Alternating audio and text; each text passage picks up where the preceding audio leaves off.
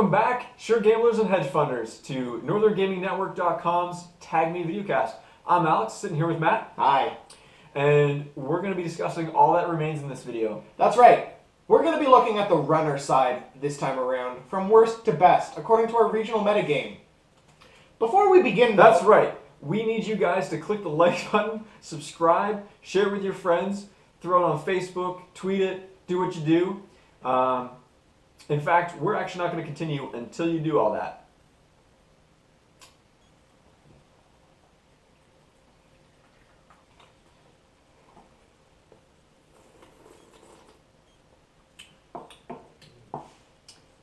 Excellent. Now that you've done that, get your running shoes on. Let's go for a jog. Matt, why don't you talk about the first card on our list? Number 8 is Echo Mind. Echo Mind is a 2-cost Anarch hardware console. It's unique. It has the text, your memory limit is equal to the number of cards in your grip. Limit 1 console per player. Sometimes you just need a brain in a jar. So, in our metagame, we rated this card a 1.9 out of 7, which is really just fringe marginal playability. However, most of that 1.9 was this guy's fault. You love this card. I love this card. I rated this a 5 out of 7. And that's actually my highest rated card in the pack. It is. And everybody else in the meta has rated it the lowest.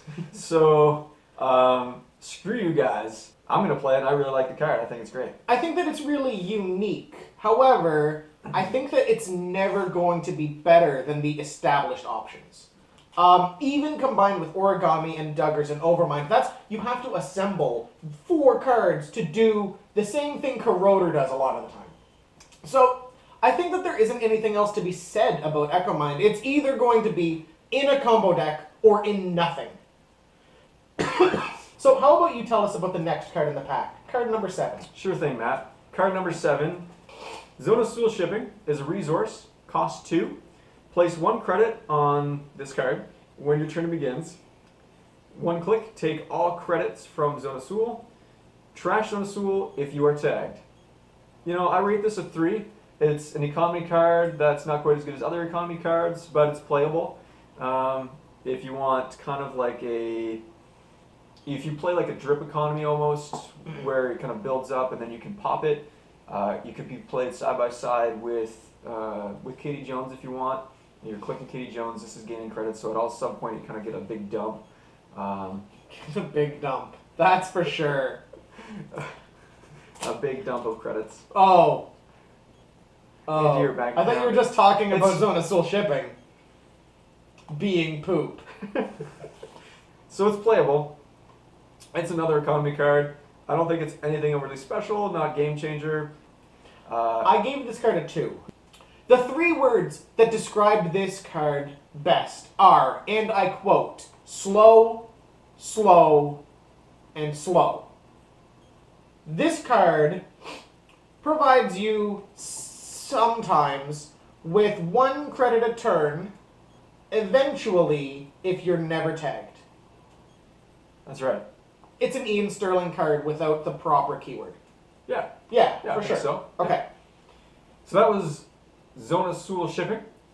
Matt, why don't you read us number 6 on our list? Utopia Shard. That only took us 5 tries. Utopia Shard is a resource virtual source. Whenever you make a successful run on HQ, instead of accessing cards, you may install Utopia Shard from your grip, ignoring all costs. I did ignore the cost on this because it doesn't matter. We all know shards are 7. Yeah, and And you make a run of some sort to install. you're never it, gonna otherwise pay it doesn't 7. cost. Trash Utopia Shard. The Corp discards 2 cards from HQ at random, limit 1 per deck. We gave this card a 2.7. As a meta. As a metagame. However, the 2 of us have very disparate views on this card. Yeah, I gave it a 1 because, let's face it, there's really only 1 good shard. That's Hades Shard. Sure. I think there's a lot of potential with the shards. I don't think that Shard deck? I don't think that this is as powerful as the fragments. I feel like the Corp won the shard fragment side of things, and I just want to give a 1 to this out of spite. I gave Utopia Shard a 4 out of 7. I believe that it's middle of the road. I think that it's good enough to be played, especially alongside Hades Shard. The Corp discards 2 cards at random.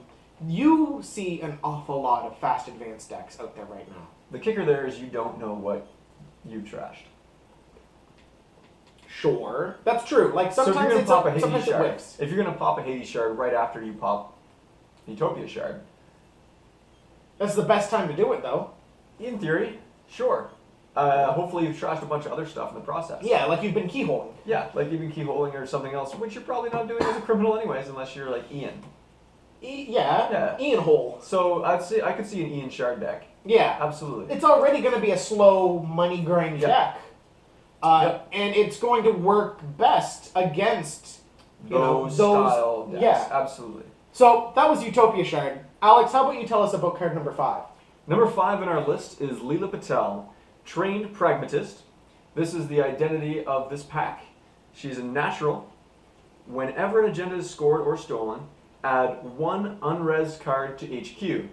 I would just like to say that she's basically the Nasir of criminals. There's at least 2 better identities from criminal than this, but she can be a serious pain in the ass. That's perfectly fair. I mean, if you're playing long game, which Leela is, because if you want to maximize her ability, you need to have somebody scoring at least 3 or 4 agendas. Mm-hmm. Then why don't you just play Ian, who gets a lot more out of being behind early and going long? And if you're playing criminal, why don't you just play Andromeda and win? That's the real question, Alex. Because, Matt, not everybody likes to win. So Leela's ability really requires that somebody's scoring a lot of agendas. Actually, I just don't like this card. I can't see me ever playing it. I don't know, you're gonna cut that part out because I just got sad. Just looking at this card makes you sad? You got really sad when you counted and realized you had to talk about her. Yeah. She's definitely at least 3rd best, probably worst criminal identity right now. At best, she's 3rd best. At best, 3rd best. And there really aren't any reasons to play her. The decks that could use her could use the other criminal identities better. Maybe, moving forward, there will be cards printed that really make a good use of her ability.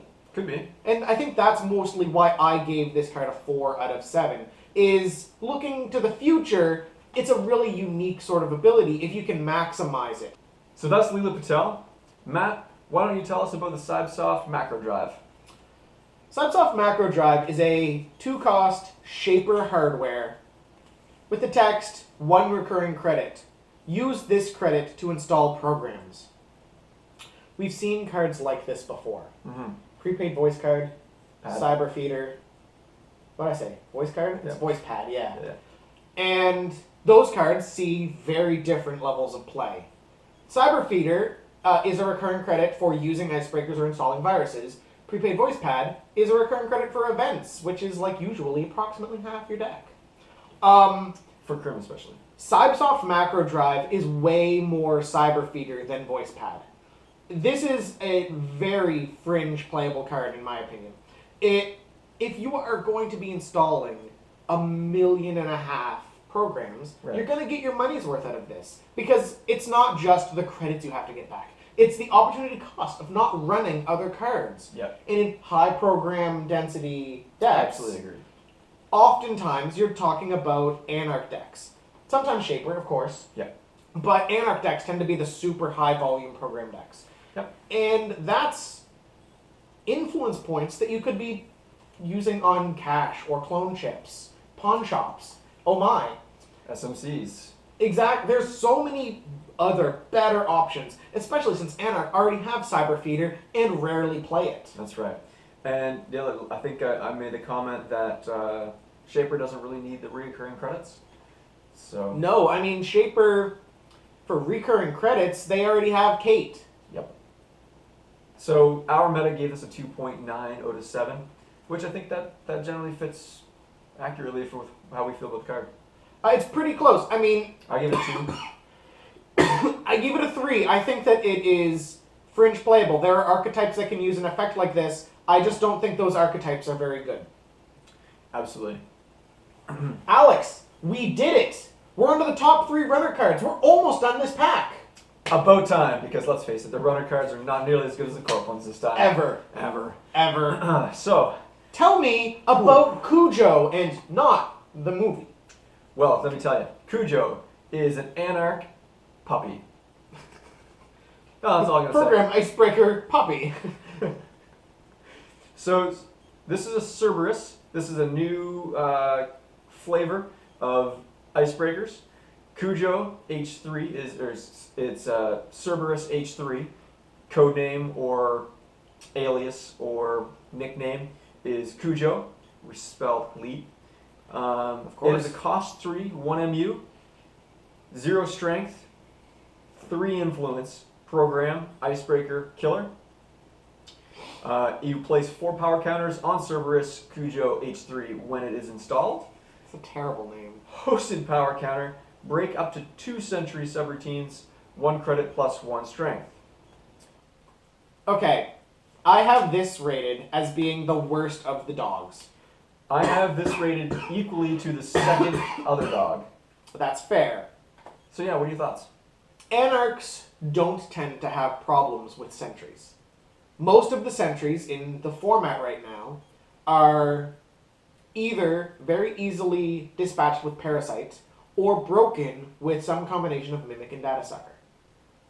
They tend to be either low subroutine count, Grim, or insignificant. You can click through them, or they don't do a dangerous thing.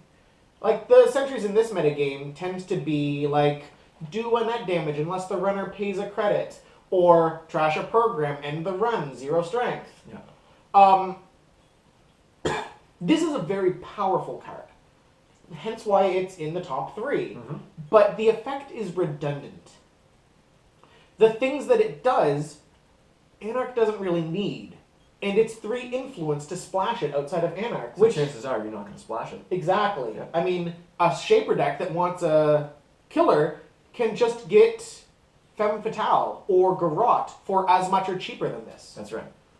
And in Anarch, like I was saying, you don't really ever need this card. What do you think? No, I think you're absolutely right. I marked this as a 3 out of 7. You gotta remember, we're in the top 3, so 3 out of 7, not that high. You also rated this a 3 out of 7. I did. And I think that's bang on because you could play it. It's a theme card again. Yeah. I don't think it's going to be tier 1 or anything crazy. No.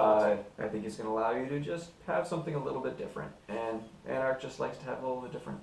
The thing about the dogs is that they're really best when you can reuse them over and over again. Like, you spend those power counters, and then you find some way to get them back.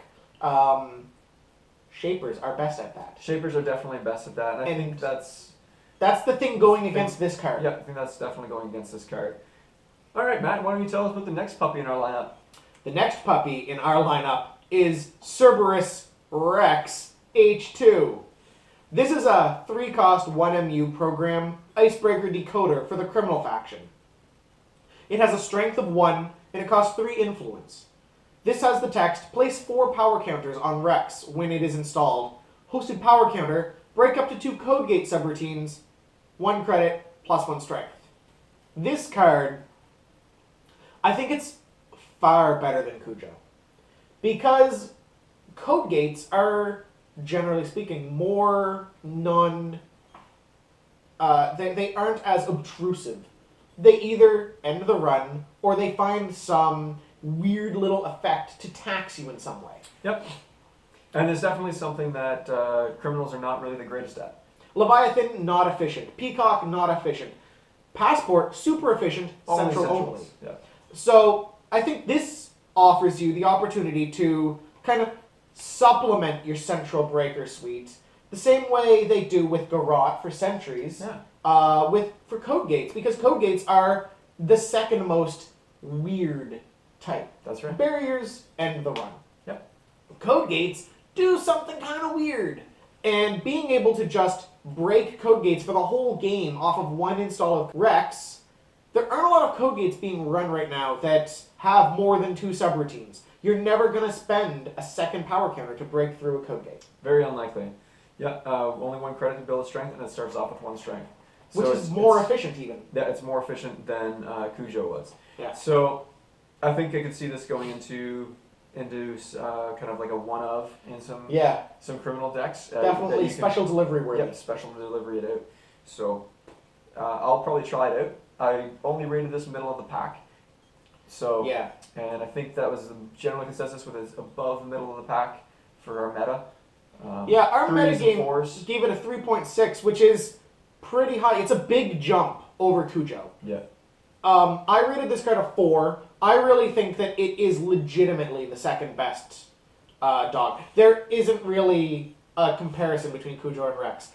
Cujo does a thing Anarch doesn't care about, whereas Rex does a thing that criminals are pretty bad at. That's a good point. Yep. Yeah, so I think we'll see that'll see some play. Not groundbreaking, but it'll see some play. And I think that's the whole point, because code gates are supposed to stay bad in criminal. Alex, you must be so excited. We're finally at the best card in this pack. This must be your favorite card on the runner side. This is not my favorite card on the runner side. Oh. My favorite card was a long time ago when we got to talk about EcoMind. Boo earns. But I will talk about Lady. This is Cerberus Lady H1. She's a 4-cost, 1 MU, program Icebreaker Fractor, just like the other dogs. Place 4 power counters on Lady when it's installed. 1 hosted power counter, break up to 2 barrier subroutines, 1 credit plus 1 strength, and she starts off with 3 strength. I only have to say one thing about this card to justify my score of 5 on this. Okay. It breaks Eli for 4 times. Well, over 4 times and costs 4 total. Right. Yeah. But it breaks Eli for 4 times. Yep. Yeah. Then what is the #1 barrier seeing play right now? Eli. Yeah. I like Lady. I like the ladies. Oh, you're such a tramp. Haha. Who wants to get spaghetti? Our metagame gave this card a 3.7, which is it is the best card in the pack on the runner side, but it's lower than the top 3 Corp cards. That's right. I really think the Corp won this pack again. Oh, right. However, the only reason why I gave this a 4 instead of higher is because of the power counters. Right now, there's no way to replenish power counters or boost it up with the That's not true at all. Scavenge. Okay, Scavenge is not replenishing the power Clone chip. counters, and Clone Chip is not replenishing power counters while the program is installed. You have to use another card to basically uninstall. Scavenge. You can scavenge the uninstall Lady. and you install it again. Yeah. That's not It the same. replenishes the power counters. That's not the same. 0 cost, put 4 power counters on Lady. That's not exactly the same. It is almost exactly what it does. Almost completely, entirely unlike replenishing the power counters. I'm just going to cut what he said and let what I say stand because I'm the editor and I get to be right. But he's not. I'm right. It's fair. I rated this card a 5 because it's in Shaper, and Shaper are the best faction for using cards like this. That's true. And Shaper also have a dearth of good fractors. This is also why I housed it as the best dog. Yeah, it's easily the best dog. Yeah, it's the dog I would keep on my leash. That said, there is no dog deck, people. Don't try to make a dog deck. This is not a thing. It has to be in Criminal, and if you're Criminal, just play good cards instead. That's right. That's the key. That's the key. Or you can follow our motto, run last click, play worse decks. And there's no such thing as bad publicity. So, Alex, what did you think about this pack on the whole? I loved it. Yeah, but you love all the cards, and we all know that you're not very good at being critical about cards. Remember Angel Arena? Oh, yeah. The horror. But as a general rule, I agree with you. It's a much better pack than the last one, I feel. I think this really rounds out a lot of holes, for sure. I really think the runner side of this pack is far less powerful than the corp side. I really think that's true of the whole data cycle, honestly. Yeah. Every single pack has definitely strengthened the corporation this time around, and I think we definitely see corp getting more cards. This one's got 12 corp and 8 runners, and I think we saw the same thing in the last data pack. Yeah, Up and Over had the same thing going on. We're definitely seeing a pump up in the corporations, and just kind of more meta / flavor thematics type stuff going on the runner side. So make sure you tell us what you think about it down below in the comments section. Reply and maybe tell us what you disagree with or agree with. Like, comment. Like, subscribe. Yeah, for sure. And while you're going about your liking and commenting and sharing, check out northerngamingnetwork.com, where we have Tag Me Podcast, which is a Netrunner podcast hosted by Alex and myself, where we discuss, the happenings in Netrunner, as well as discuss our local metagame, our regional metagame, and we'll travel to and from tournaments and give you an idea of what decks people are playing in Eastern Canada. That's right. So check all that out. Do you have anything else you wanted to add? Not really. So until next time, stay frosty.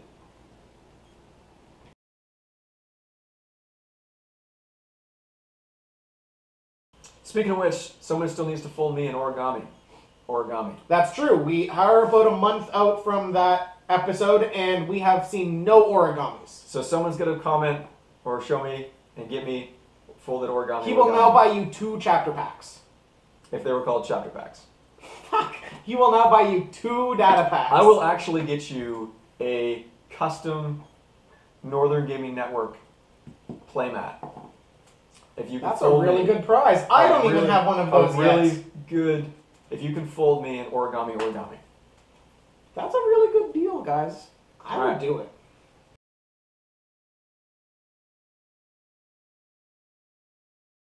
Which wristwatches are Swiss wristwatches? The Swiss watches won't stop.